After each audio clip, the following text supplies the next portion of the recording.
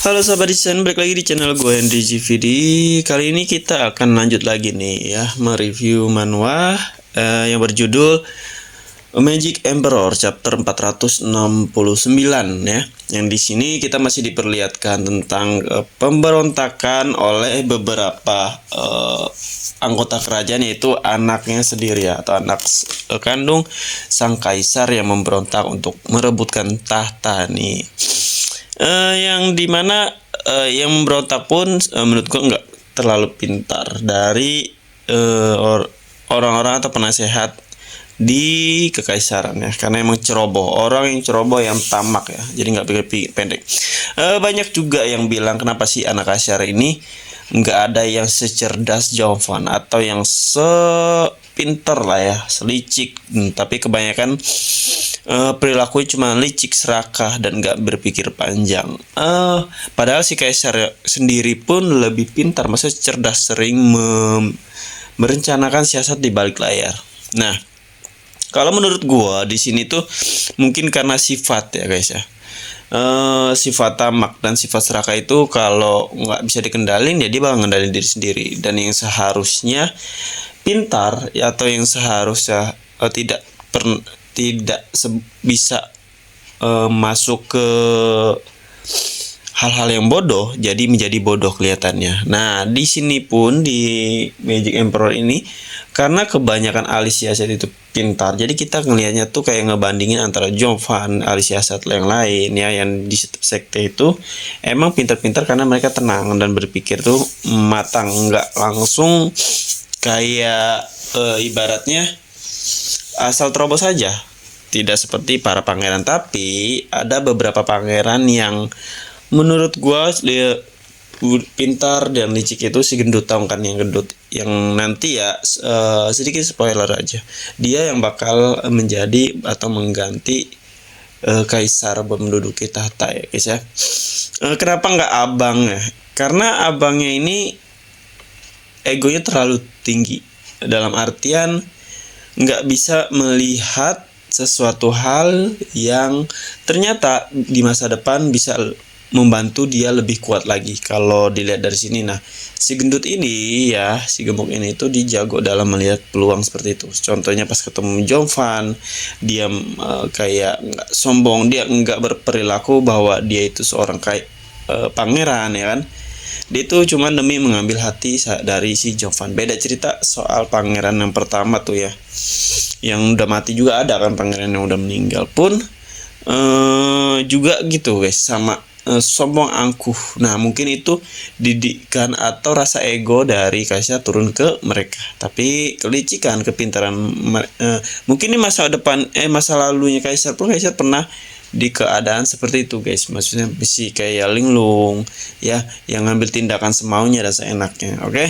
Nah, ini yang gue gambar itu anak dari kaisar juga, tapi lebih ke apa namanya, adiknya kali ya, adik bungsunya. Nah, meskipun makanya rambutnya berbeda ya. Jadi di sini kita bisa ngelihat ya guys ya. Nah, pertarungan pun masih berlanjut. Jovan pun masih mengumpulkan beberapa prajurit mayat ya, yang bakal dihidupin mereka. Itu sih nggak tahu ya, karena di chapter kemarin tuh si Jovan ngebangkitin atau mengambil para jiwa, antara itu nanti dimasukin ke boneka jadi manusia lagi, baik lagi, atau cuma sekedar zombie atau mumi hidup aja yang berdiami jiwa-jiwa yang dimasuki oleh Jovan ya. Makanya dia lagi slow aja karena ngumpulin beberapa prajurit buat ngelawan seluruh sekte dan kekaisaran. Nah, jadi ini disebut ilustrasi kalau kalian yang masih belum tahu. Jadi gua membuat mengcopy dari Magic Emperor sendiri ya. Nah, untuk belajar ya nggak apa-apa, tapi kalau untuk dijual jangan ya guys. Itu semua ada hak cipta dan ada peraturannya masing-masing. Kita nggak boleh menjual karya orang lain, karena buatnya itu nggak gampang guys. Mereka juga harus berjam-jam ya, harus memikirkan setiap karakter, keluar auranya dari entah itu marah, senang, dan gembira dan lain-lain. Nah, Jadi kalau kalian mau belajar bisa langsung cek di YouTube gue aja, di situ playlist banyak, atau bisa DM IG gue, kita sama-sama belajar ya guys. Siapa tahu bisa jadi ladang uang buat kalian ya kan. Ketika kalian udah bikin karakter sendiri, kalian bisa ngejual itu karakter hasil karya kalian. Nah, kita lanjut lagi ya guys ya. Jadi di sini kita nggak tahu nih ya, apa Kaisar sepertinya punya rencana yang di akhir chapter kemarin itu 468. Si pangeran bodoh ini dia akan mengambil istana dan duduk di istana atau kursi sang kaisar. Nah, karena di akhir chapter kaisar udah mempersilahkan nih. Takutnya namanya ada jebakan lah ya di dalam.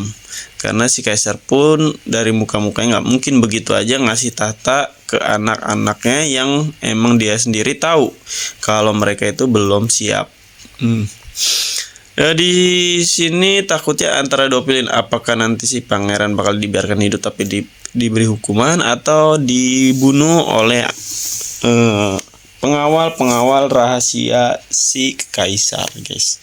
Karena kaisar sendiri itu punya beberapa pengawal yang benar-benar kuat ya, dan nggak diketahui oleh siapapun.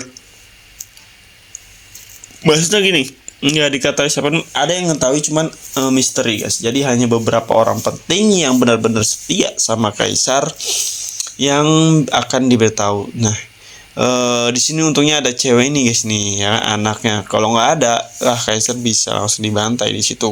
Untungnya ada dia loh yang mencegah ya, biar abang-abang itu enggak berpikir bodoh gitu buat melawan ayahnya sendiri. Nah, di sini juga kita melihat ejekan dari pangeran juga kan kemarin itu di chapter sampai dia kayak apa tuh namanya? Iri lah. Berarti ini pangerannya ada rasa iri-irian ya antara pangeran pertama, kedua, ketiga. Ya meskipun ada beberapa pangeran yang udah dibunuh oleh si MC kita waktu pas lagi tanding ya. Atau ya benar tanding tentang kaisar itu. Jadi kita masih belum lihat nih Jovan ini gimana nantinya, karena dia masih sibuk ngumpulin prajurit buat ngelawan kaisar. Tapi nanti gua akan terus review terus ya kan, biar kita tahu perjalanan Jovan, karena masih lama chapter yang bakalan nanti si anaknya itu bakal menjadi kaisar ya. Kepengen aja ngeliat Jovan lagi berpetualangan lagi, nggak di sini aja. Biasanya kan petualang ke ranah A, ke ranah B, ke dunia immortal, ke dunia dewa ya kan seru kalau kayak gitu. Oke. Sepertinya di sini cuma tinggal background aja belakang yang harus kita warnain ya. Ini setelah kalian mau warnai apa, kita sembari belajar membuat ilustrasi, membuat icon, website dan aplikasi, semuanya udah ada di YouTube. Wah. Oke. Nah, udah pas ya. Terima kasih juga yang udah nonton video gua. Sampai jumpa lagi di next video.